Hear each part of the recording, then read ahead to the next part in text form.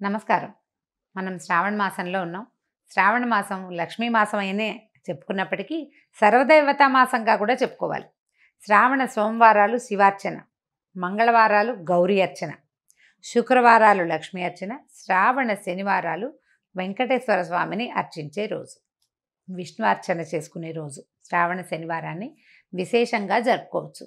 అయితే ఈ శ్రావణ మాసం లక్ష్మీ మాసం అని చెప్పుకుంటున్నాం మనం. దేవతలంతా కలిసి ఒక పెద్ద యజ్ఞం సంకల్పించారట ఒకప్పుడు.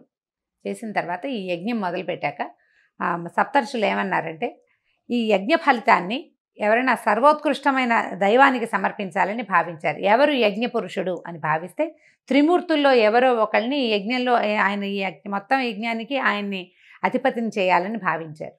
ఈ త్రిమూర్తుల్లో ఒకడు ఎవరు గొప్పవాళ్ళు అనేది తెలుసుకోవడం కోసం బ్రహ్మమానస పుత్రుడైనటువంటి భృగు మహర్షిని అందుకు పంపించారు. అయితే భృగువు ముందు బ్రహ్మలోకానికి వెళ్తే తండ్రిని ఎంత పిలిచినా ఆయన పలకలేదట. ఆయన సృష్టి క్రమంలో ఆయన హడావిడిలో ఆయన ఉన్నాడనమాట. సృష్టి చేసే పనిలో వాడిని సరస్వతీదేవి వీణ వాయిస్తుంది. ఆయన వీణానాదం వింటూ తన బొమ్మలు చేసుకునే పనిలో మునిగిపోయాడు. దాంతో ఆయనకు విసుగు పుట్టింది. నువ్వు యజ్ఞపురుషుడిగా ఎట్లా పనికొస్తావు?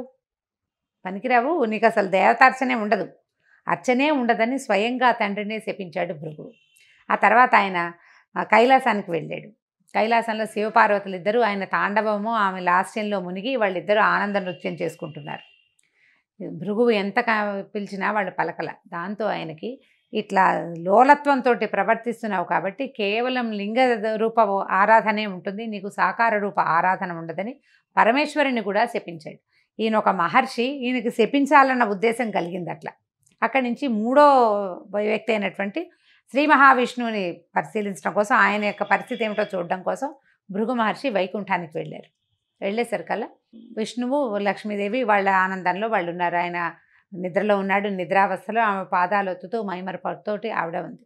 ఉండేసరికల్లా ఆయన ఎంత పిలిచినా పలకట్లేదని కోపంతో మహావిష్ణువుని గుండెల మీద కాలుతోటి తన్నాడు.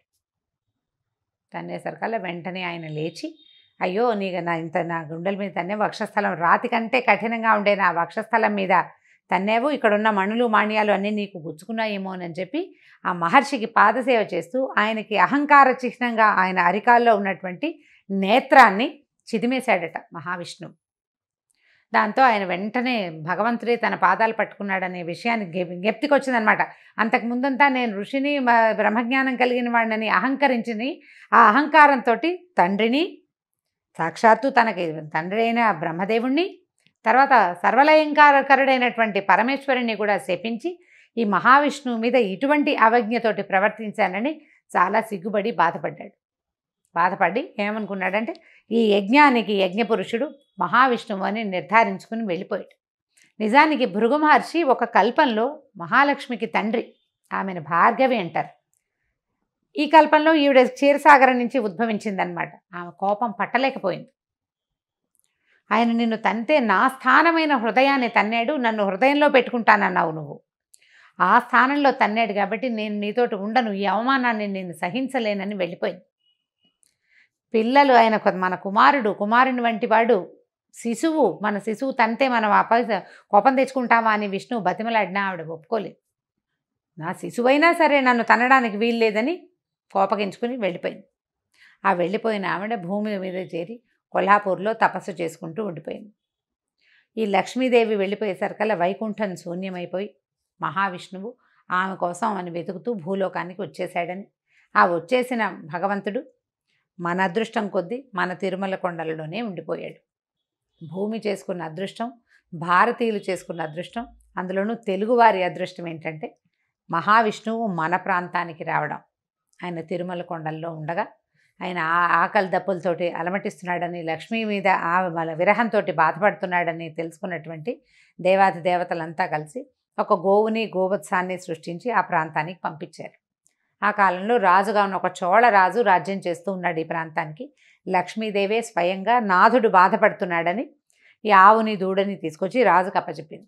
ఈ ఆవు దూడ చాలా సర్వలక్షణ సంపన్నంగా ఉన్నాయి, కానీ రోజు ఆ గుట్ట మీదకి ఎక్కి ఆ గుట్ట మీద ఉన్నటువంటి పుట్టలోకి పాలు జారవిడిచి వచ్చేసేది ఆవు. కొన్నాళ్లకి తెలుసుకుని ఆవు ఇట్లా పుట్టలోకి పాలు విడుస్తోందని, దానివల్లే దూడ కూడా పాలు చాలటం లేదని తెలుసుకున్నటువంటి ఇక పశువుల కాపరి ఆ ఆవు ఎక్కడికి వెళ్తుందో గమనించి ఆ ఆవులోంచి ఆవును కొట్టబోయాడు. ఆ పుట్టలోంచి పైకి వచ్చినటువంటి మహాపురుషుడిని చూసేసరికల్లా హతమారిపోయాడు. చోళరాజును కూడా భగవంతుడు శపించాడు. కళ్ళు పోతాయి నీకు, నీ ప్రాంతంలో ఇలాంటి పని జరిగింది కాబట్టి. అయితే అప్పుడు కొంచెం దెబ్బ కూడా తగిలింది మహావిష్ణువుకి. ఆ తర్వాత ఆయన తిరుమల కొండల మీదే, వెంకటాద్రి మీదే వకుళమాత ఆశ్రమానికి చేరాడు. లక్ష్మీదేవి యొక్క అంశ పద్మావతీదేవిగా ఆకాశరాజుకి దొరికింది.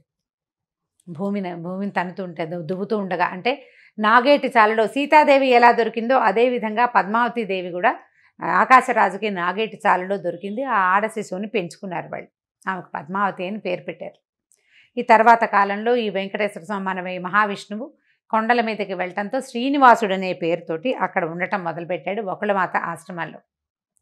ఆ తర్వాత కాలంలో ఆయన పద్మావతీదేవిని చూడడం, ఆమె ఎందున్నటువంటి లక్ష్మీ అంశకి ఆకర్షితుడయ్యి ఆమెని వివాహం చేసుకుంటానని చెప్పడంతో వకుళమాత స్వయంగా ఆకాశరాజు దగ్గరికి వెళ్ళి పద్మావతి శ్రీనివాసుల కళ్యాణం జరిపించింది. ఆ తదనంతరం లక్ష్మీదేవి అక్కడికి వచ్చేయటం, పద్మావతి లక్ష్మీదేవుల తాలూకు సంవాదంలో భగవంతుడు సాలగ్రామ రూపిగా అక్కడ శిలాస్వరూపంగా ఈ తిరుమల కొండల మీద వెంకటాద్రి మీద వేంచేసి ఉన్నాడు. అయితే ఇలా వెంకటాద్రి మీద వేంచేసి ఉన్న వెంకటేశ్వర స్వామికి మనం శనివారము వెంకటేశ్వర దినంగా భావిస్తాం. మనం నమ్ముతాం ఖచ్చితంగా. శనివారం నాడు ఉపవాసాలు ఉంటాం వెంకటేశ్వర స్వామి కోసమే.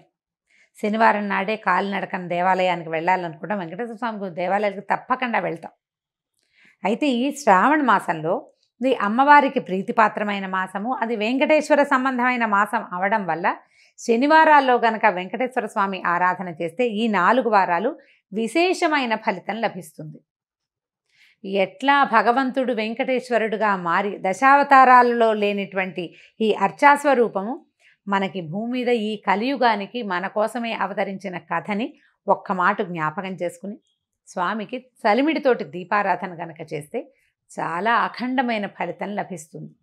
మనం చేసే ఈ శ్రావణ మాసపు దైవారాధనలో లక్ష్మీ అమ్మవారి ఆరాధన, శివారాధనతో పాటుగా ఇలా వెంకటేశ్వర స్వామి ఆరాధనని కూడా భాగంగా చేసుకోండి. మిగిలిన రోజులు కుదరకపోయినా శ్రావణ మాసంలో శనివారాలు 4 శనివారాలు ఒక పూట భోజనం, పగలు భోజనం చేసి రాత్రి భోజనం చేయొద్దు. దాని విధి అదే. అన్నం తినకుండా అన్నాన్ని తద్భిన్నం ఏదైనా తినచ్చు.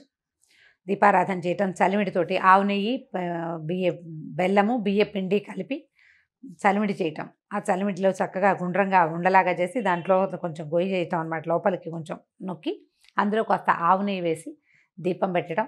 ఈ దీపారాధనతోనే స్వామికి ప్రసాదంగాను దీపంగాను సమర్పిస్తామన్నమాట.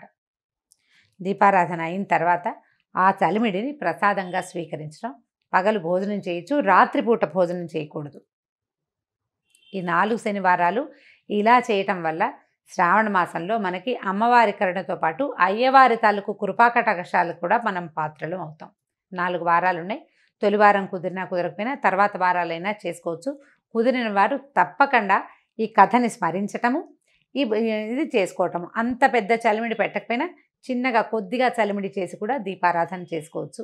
దీపారాధన చేయటం, వెంకటేశ్వర స్వామికి సంబంధించినటువంటి స్తోత్ర పాఠాలు ఏవైనా చదువుకోవటం, ఆయనతో పాటు లక్ష్మీ అమ్మవారి స్తోత్రం కూడా ఒకటి చదవటం. దీపారాధన చేసాం కాబట్టి ముందు తర్వాత ప్రసాదం, నైవేద్యం, వడపప్పు, పానకము, అరటిపళ్ళు, మీ ఓపిక. పాయసం చేస్తాం, పొంగల్ చేస్తాం, అన్నీ కూడా చేసుకోవచ్చు. అవేవి చేయకపోయినా 2 అరటిపళ్ళతోటి కూడా మనం నైవేద్యాన్ని పూర్తి చేసుకోవచ్చు. పగలు భోజనం చేసి రాత్రి ఉపవాసం ఉంటే మర్నాడు పొద్దున్న మామూలుగా భోజనమే చేసేయచ్చు. దానికి ఇంకా నియమం ఏమీ లేదు. ఈ ఆలోచన చేయండి. కుదిరితే ఒక్క శనివారమైనా చలిమిడి దీపారాధన చేయండి. అది ఇంటికి మంచిదని, చలవని చెప్పబడుతోంది. నమస్కారం.